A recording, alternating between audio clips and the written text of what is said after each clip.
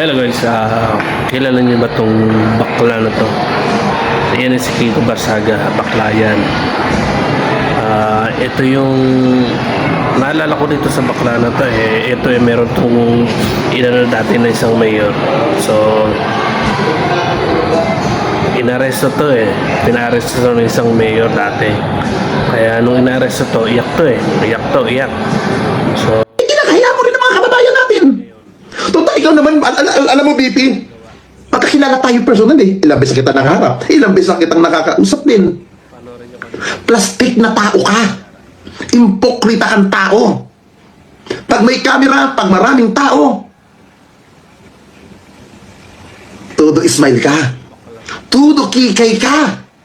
Todo nagmamag-ano ka, kala mo makamasa. Yan ang hindi alam ng mga taong hindi nakakarekta sa'yo. Na isa kang plastic na tao. Pakitang tao lang ang pinaggagawa mo. Ha? Ha? Ha?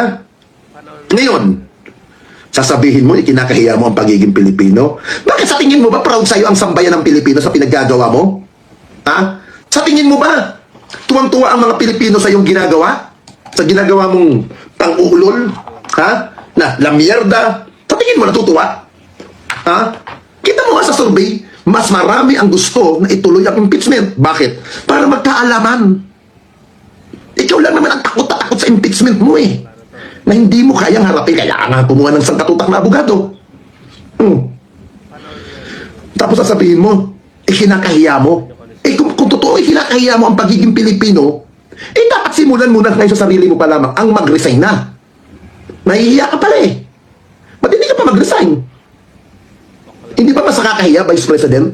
Yung kontra ka ng kontra pero wala ka sa hulog.